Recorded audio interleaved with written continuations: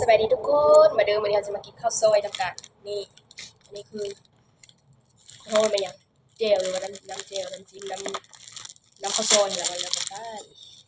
เราจะกินข้าวซอยพันเด้อนี่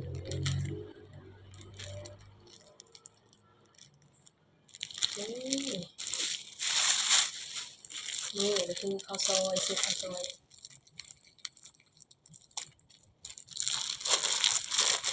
มาเดินกินกันเด้อขออภัยในความเป็นวัด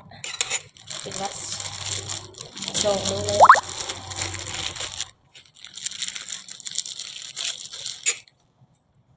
พักมื้อนี้ทุกคนเฮาได้แต่ผักหอมรวม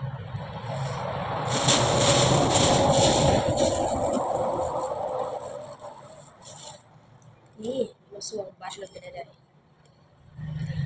จุ๊บไปเด้อแม่ค้าลืมเอาพักให้ข่อยเจ้าเอ้ยแม่ค้ามาให้ข่อยก็บ่ได้เบิ่งสั่งเอาแล้วก็จ่ายเงินแล้วก็มาฮอดตลาดสิข่อยบ่เห็นพักข่อยก็เลยแวะซื้อแต่เอาแต่หอมรวมเพราะว่าข่อยขี้คร้านเลาะตลาดข่อยบ่สบายนี่วัดก็เป็นมือก็เจ็บถึกมีดบาดมือมีแต่อันโทมขนาดเลย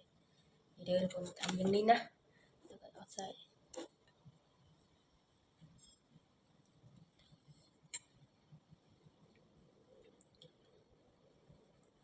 นี่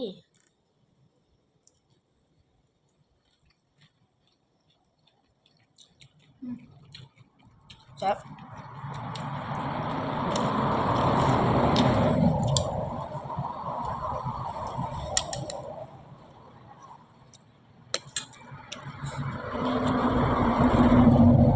เสียเบิดคนเด้อ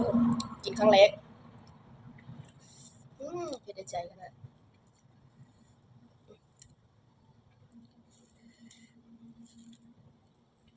พักนะมีสลัดมีอันทั่วมีหยังหลายๆเนี่ยคือใครมักอันใดก็ใส่ก็กินบ่มีอันใดผิดอันใดถูกเด้อคนเด้อแล้วแต่อยากใส่อันใดก็ใส่มักอันใดก็ใส่เนาะบ่มีไผหายแล้วก็บ่มีพิษอีกเสียดายแต่มื้อเจ็บ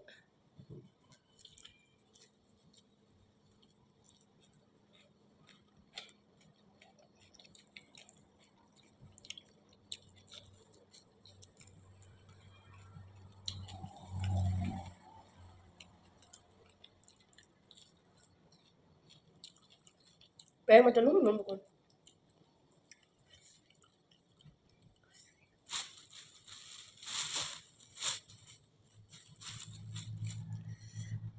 ลูกโดดใส่ได้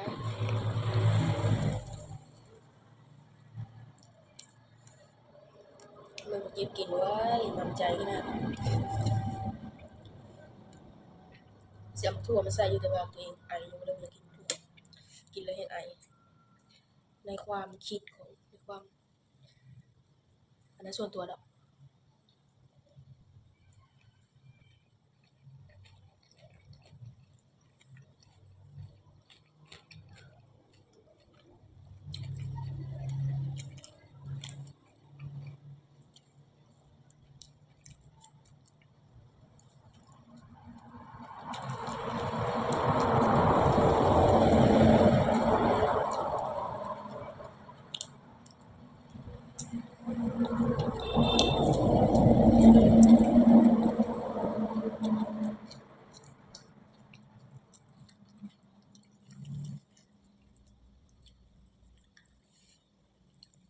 ไปยังบ่เคยกินต้องลองเด้อ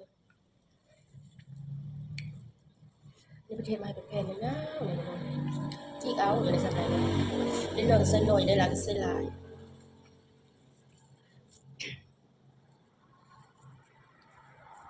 พักนี่เอาใส่หลายกันใส่หลายซื้อมาเพิ่มในสุดน่ะเพิ่นจะให้บ่ได้หลายเด้อก็ซื้อมาซุก่อนน่ะร้านงามๆแต่ว่าข้อยบ่ได้กินบ่มีเวลากินมันก็เลยกระเด็นอยู่ตู้เย็น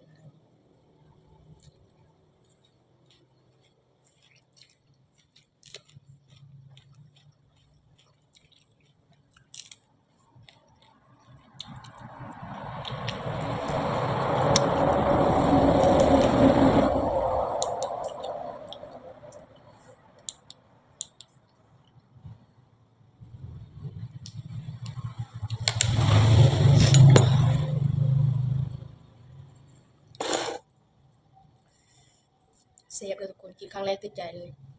มื้อหน้าต้องมีอีกดีมือก่อนเจียเอาผักหลายๆมากินหลายๆผักมากินกันเพราะว่าส่วนตัวมากินผักหลายเลย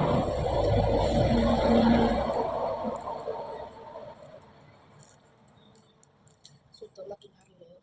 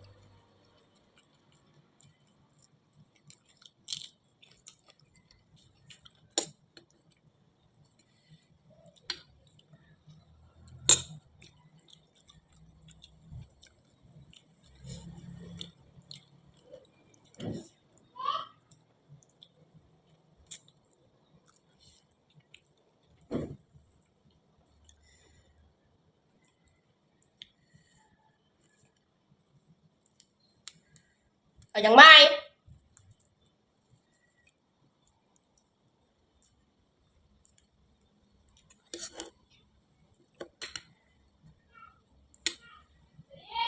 เออ